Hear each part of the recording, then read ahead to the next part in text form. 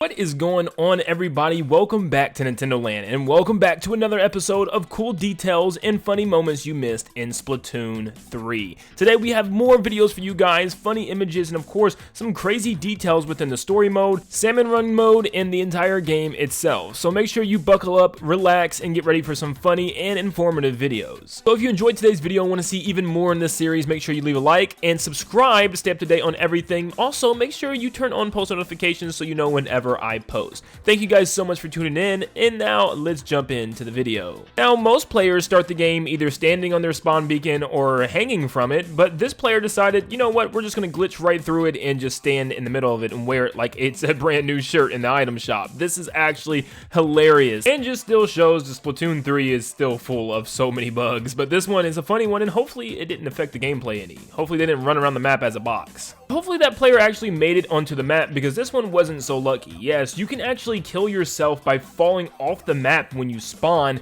in many different stages in Splatoon 3. All you have to do is hold down on the stick and you won't make the jump. So make sure you're not holding down in specific sections of the map when you're trying to return.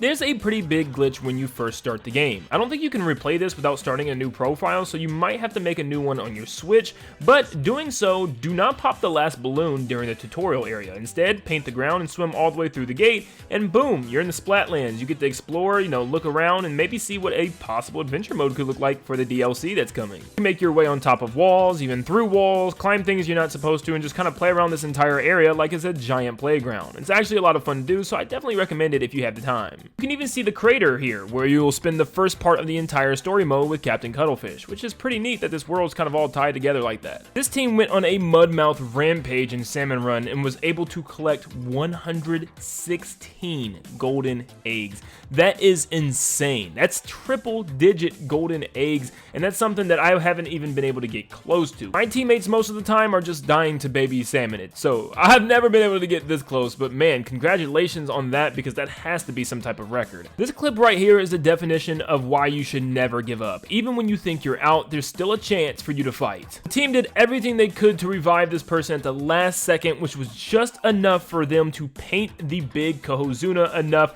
to kill it in the final seconds before it could be pushed into the water. Even with the entire team wiped, they still were able to pull off the win, which is so satisfying. Definitely never give up. This one's probably an obvious one, but if you go to Site 5, Kettle 6, you'll notice some giant doors that you have to hit switches for and also defeat enemies in order to get through. Well, not necessarily. You have the Zipcaster, and I know this is extremely obvious on paper, but somebody like me wasn't even thinking about this at first. If you really want to speedrun this level, you can just Zipcast your way all the way up the doors and take a little bit of damage in order to boost yourself to the goal. Extremely fast, and you could be your own personal speedrunner. Speaking of speedrunning, here's a really cool speedrunner clip that blew my mind. Look at this move they do to get onto this moving block. You're normally supposed to hit all these blocks separately in order to build a bridge that later you can cross over, but they said no, we're just gonna ride the pieces of the bridge right now. Like, this is some top tier movement. Squid roll is such an important move, and it can really mean the difference between a win and a loss, especially in a game mode like Rainmaker, where you have to get that Rainmaker and do everything you can to get to the goal.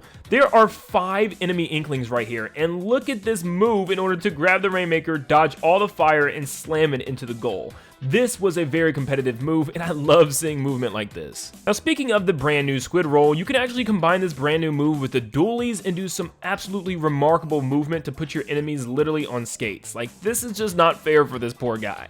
This one's probably extremely obvious for most players, but some beginners really didn't know this at first, so I thought I'd point it out. When you have the crab tank, if you move forward or back, it moves incredibly slow, especially when you move backward. But when you're using the crab tank, move from side to side while you shoot. This is actually how crabs walk in real life, so it makes sense for this special. You'll move a lot quicker. It moves just as fast up or downhill as well, and you can transform into a ball to roll around and reposition yourself to walk sideways once again. In Salmon Run, you can look at the golden eggs and notice that the reflection shows the Mr. Grizz workstation, but even when you're not in that station, for instance, the practice range still shows the reflection of the other room, which is very interesting. It's like he's always watching you. So it's proven that these reflections aren't even reflections, they're just kind of overhead views of the map that you can spin around. And same thing goes for when you jump into an actual match. It'll show you the map around you, but not an actual accurate reflection of everything that's going on. It'll just show you what the map looks like from an overhead point of view, which is very interesting take.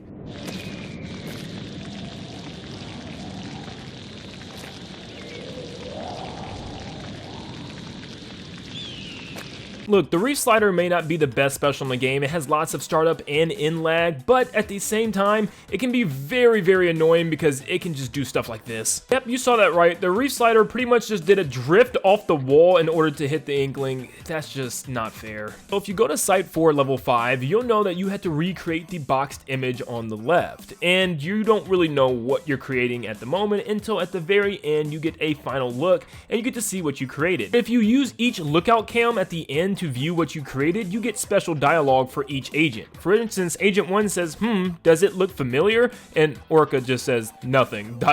because clearly it's two dolphins that you created. The second camera will actually bring up dialogue from Marie, and it'll state, we have seen that somewhere, right? And once again, Orca just says ... because it's a dolphin, like, come on. If you go to the Ink Blot Art Academy stage, and what I do is I just go in Recon in order to try this out, you want to get to this position right here in the corner of this building, and you want to use a Zipcaster special in order to make your way all the way to the top of this wall, and you get to see a little secret. Make sure you don't land on top of the building, you want to stay on a wall or it'll send you right back. Once you get to the very top, try to hang on to a wall, and you get to turn around and see one of the little jellyfish is painting a picture, and it's actually a portrait of the stage itself. It's actually such a really cool detail that Nintendo hid all the way up here, but yep, you're not going to be able to stand up here and shoot enemies from all the way to the top of this building. We do love our cool details, so thanks Nintendo. People are getting very creative with their lockers, and some people are even using stickers to make things. I mean, look at this. This is incredible. They even used the shoes to give the guy shoes. This is crazy. We already talked about how annoying Reefslider could be, but man, it really can be annoying, especially when two members of the team decide to use it at you at once. This is just very unfortunate situation. This detail is so insane to me. When you first start the game, you get this very first nameplate, which is just a green/yellow arrow with eyes, and it's nothing much to it. But it's actually a reference to Japan itself. In Japan, when you're a new driver, you get a green and yellow arrow symbol on your plates to let other drivers know that you are a beginner, which is so cool because it's the same concept for Splatoon. You get this at the very beginning because you're a beginner, and it lets other players know that you just started. That is such a cool reference. Now for our last clip today, this has got to be one of the funniest things that I've ever seen happen to somebody. So in Salmon Run, this person actually died on top of a salmon lid. As they tried to squeeze their way off of a salmon lid and a tower, it kind of pushed them into a flyfish rocket container, and it closes on them, and they're just sitting there trapped, can't move until it opens up again. This has got to be one of the funniest things I've seen in a long time. And those are all the videos I have for you guys today. If you guys found any cool secrets that you want to mention, make sure you comment them down below. Trust me, I still have a list from a lot of the ones that you guys sent me already, so I'm still getting through them. There's like 30 of them that I gotta get through. But also, if there's any videos that you want to send me, feel free to follow me on Nin10doland via Twitter and tag me in any videos that you guys have found or made for me. If you enjoyed today's video, make sure you leave a like and subscribe. It goes a long way, and thank you guys so much for your support. Like always, I'll see you all on the next one. See ya, guys.